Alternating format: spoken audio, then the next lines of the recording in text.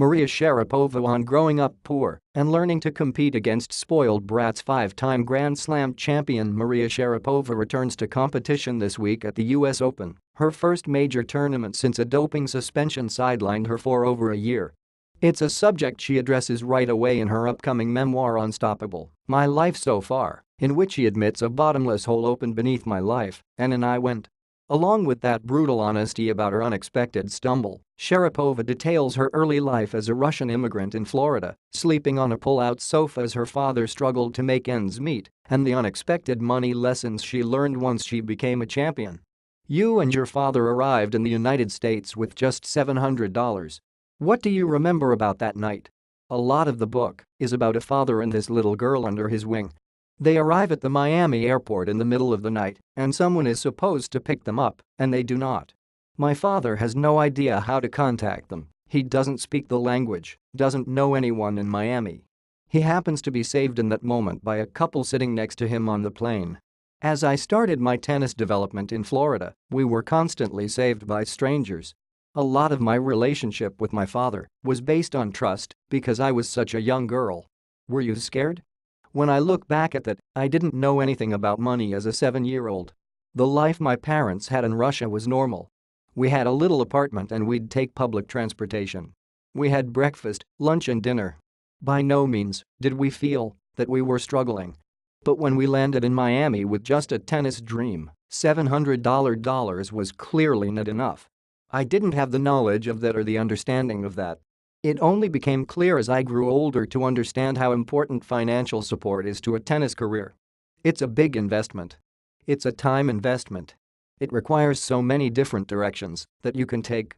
Only one can move you off the wrong path. You describe the other girls at Nick Bollettieri's tennis academy as spoiled brats. And at the same time, you're sleeping on a pull-out sofa next to your dad in a $250 a month apartment. When you were around these privileged kids, did you feel poor? I definitely felt that I was an outcast.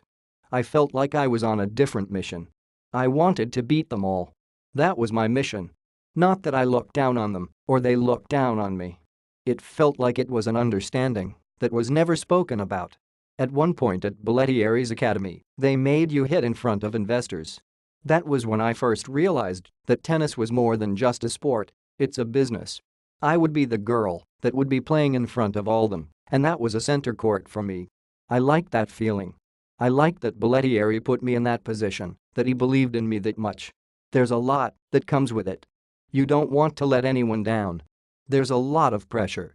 Your dad was constantly looking for work to make ends meet to keep you playing. Even though money was tight, did he ever buy you anything that is sentimental? There wasn't a whole lot of gifts. It was more like I'd get a chocolate bar at the end of practice or the end of a good week. To me, getting a tennis skirt was a huge deal. In Russia, it felt like everyone in tennis clothes was wearing pieces of cloth stitched together. But then I came to America and I'd go to a mall and there'd be all these brands and variety. I was like, whoa. After you won Wimbledon for the first time, you went to TJ Maxx. What are you doing winning Wimbledon and then going to TJ Maxx? Laughs. There's a TJ Maxx near our first ever apartment. I'd go in there with my parents and I would think, wouldn't it be amazing if I went to a store like this and was able to buy it? After I won Wimbledon, I realized how powerful the mind is. When you put those questions out there, something starts working. There's an engine in there. But I did treat myself to one of those bright-colored Louis Vuitton bags that I wore for one day. You describe a lot of jealousy from other players as the competition for brand dollars started to heat up. Was that annoying? I like talking about that because there are many things we come against in our life that we don't choose to, and that was one of them.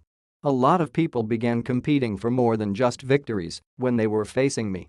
It was a transition period when you grow up wanting to be a tennis champion. The reality of what happens after that is so far away.